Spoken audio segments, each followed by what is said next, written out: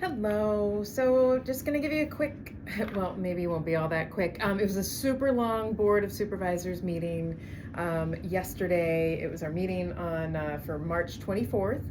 It was like a 9 a.m. to about almost 6 p.m. So I'll try to run through these quickly.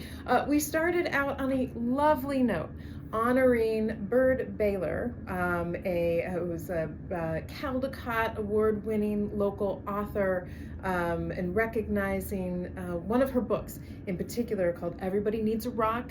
We had a number of educators there to sort of honor the connection that educators, folks that get you connected to nature, sort of provide you a rock, and sort of everybody needs that sort of rock in their life. We had, I guess just going chronologically through the agenda, we had on the agenda our ordinance about the use of masks and trying to ban the use of masks by federal immigration agents who are enforcing civil immigration, right? We continued that ordinance until the next meeting. So no decisions were made at yesterday's meeting on it. My hope is that we will get a strong ordinance across the finish line. We approved about a $160,000 investment that'll go to Catholic Community Services to help them as they transition, taking over a senior housing community called St. Luke's Home. And this is as they kind of take over that institution and make some needed repairs and things that get it stable. This will help ensure that seniors in some subsidized housing can remain in their homes. We discussed the hiring process for our county administrator. Very tragically, sadly, County Administrator Lesher is going to not renew her contract when it ends at the end of this calendar year. So we are launching a process to look for a new administrator. So there will be a whole kind of public-facing webpage about the process and the posting, etc. That'll be live by April 15th. We will have a process in which kind of community leaders from a variety of sectors will be involved, employees will be involved. The board is ultimately the final decision maker, but we'll be getting lots of community input about both kind of the characteristics that are important for our community for the next community administrator, as well as involving people in that in the process.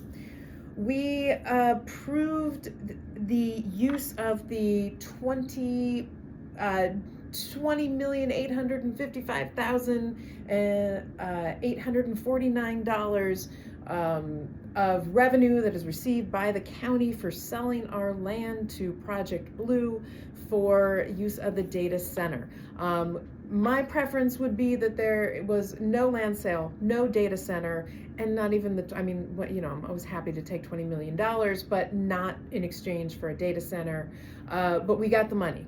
So a few things I'm going to run through what was approved for how using it. There is some of the things that we're proponents of. One was about a $1 million investment in improving our public records process, right? Like transparency and getting access to documents and conversations, et cetera, was an obstacle and an issue around the whole data center Project Blue discussion. So this is actually investing in the county's public records process and making sure that it is more efficient and accessible for community and the press. We are also, my list just disappeared. There is about $3 million going for economic development. There is that sort of split into two primary categories. One is around foreign direct investment. The other is supporting business retention and expansion. I did try to get the funds that were allocated for foreign direct investment shifted over to supporting small businesses, especially in a way that would be advancing the county's commitment to the Prosperity Initiative, and as that affects small businesses. But I did not get enough support from my colleagues to make that happen. So foreign direct investment and business retention expansion, and that's a little over $3 million. Intergovernmental relations is getting about $500,000. Neighborhood reinvestments, and I will say that this is also not just neighborhood in the urban sense, but community reinvestment. That is about $2 million. Environmental health initiatives for $1 million, workforce development for $1 million, $10.7 million in capital improvements within the county. Utility assistance and weatherization programs. This was something that our office championed because, right, this money came from data center. We know that utility costs are increasing. The demand for the demand for electricity from data centers, we believe is being shouldered or being put on the backs of residential ratepayers, and we need to expand the programs that we have that provide assistance to people who are unable to both pay for their utilities and to invest in improved weatherization of people's homes to try to reduce costs, make homes more efficient. So that is a almost $1.2 million increased investment in utility assistance and weatherization. We also put in another position for code enforcement. And this is one of the things that we hear about all the time in the District 3 office, of having more eyes and ears on the ground, that we've got people who are there to ensure that our land, air, water, our housing, and other codes are being complied with. It is a challenging issue, especially in District 3, where it is so large and remote, but that is a key piece. So all that package adds up to $20.8 million, and that was approved yesterday. We also heard a report about it was the annual report of the Transition Center. This is an incredible program that is run by county's Justice Services Department. The top lines and supported by the city with a lot of collaboration from agencies all over the county. The top lines and the things that top lines are that the Transition Center is improving, it's diminishing the failures to appear. People are showing up it is a program, I should say. In fact, it's a trailer right as folks are leaving the Pima County Jail. In fact, you're almost funneled into the Transition Center. You go there, and they will help folks make sure that they know when they are supposed to be appearing, when their next appearance is. Do they have housing? Do they need food? Do they need to charge up their cell phone? Do they need referrals to any other programs? It is an incredible one-stop that is aimed as folks are transitioning out of the criminal justice system, out of our county jail, and tries to get folks in some stable footing immediately. So they've got some great data, good success. So it's a program that I support and champion.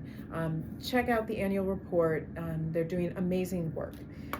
We also approved petitioning to the governor that Pima County Superior Court receive 6 more judges, 6 new judges.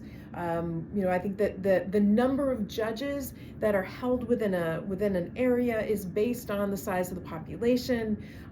Our population actually deserves and warrants 6 additional judges. Other counties have already done this and are all kind of at where they should be. We are under by 6. So we approved this petition to the governor requesting the appointment of 6 new Superior Court judges. And I will note that this will ultimately save the county more money because we right now are paying for some, they're called commissioners. The county pays 100% for these commissioners who are not, these folks are eligible to apply for being the judges, but they are not judges. We pay 100% of that. But when we have actual judges, the state pays for 50% of it, of the judge in those positions. We also approved the canvas, the election results for the special election that was just held, supporting the Regional Transportation Authority, RTA and RTA Next. So those are now officially approved, kind of bow-tied on those election results. We also discussed what to do with our Cesar Chavez holiday in Pima County. I think the news of the last week has obviously been disturbing, devastating, outraging of Cesar Chavez sexual assault and rape of young women, Dolores Huerta, and then presumably others as well. And I think more information is still going to, I think, continue to unfold. But it has been it's been disturbing. It's also a strong reminder, right, that movements and organizations and the work that is done and the work that is accomplished is not about one person. And when, the farm workers movement has had unprecedented impacts in not only agricultural communities, but across the country, in demanding and securing better wages, housing, working conditions, environmental justice, right? Those are wins and victories that have been fought for generations of farm worker families and their allies.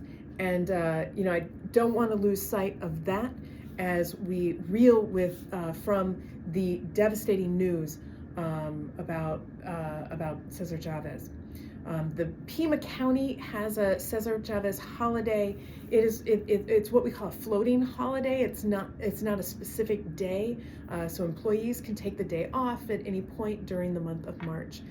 So I think we're going to be kind of doing a little survey, talking to staff, talking to employees, and getting some feedback about how people feel like, how employees think that we can honor the values and the legacy of the movement, and that this is a moment for us to be able to do that. Final thing that we discussed and reported back, and we discussed it in executive session, and the report out from that executive session discussion is that we are giving direction to outside legal counsel to help prepare for the board to request from Sheriff Nanos, Pima County Sheriff Nanos, some reports, answering some questions from the board, as I think there has been a whole lot of issues spanning a whole lot of from the handling of the Nancy Guthrie case, the sexual assault of a deputy and the handling of that, from election issues related to and intimidation and targeting of Heather Lappin when she was running against the sheriff, and other issues. So what we are doing is utilizing a statute, I want to say, it might be wrong here, ARS 11-351 maybe, which allows a board of supervisors to ask for another elected to, in this case, the sheriff, to answer some more questions. So that process was initiated by the board. At our next meeting, we will get information back from our outside counsel, and giving us some guidance onto the types of questions that we can ask, given that there's other things going on, right? That there are still lawsuits and things that the sheriff is involved in, and so we just got to make sure that we dot our I's and cross our T's and aren't asking things that we can't ask. All right, well, those were some of the biggies. If you have any questions or comments, as always, feel free to reach out. Thanks a lot, and more to come. Adelante.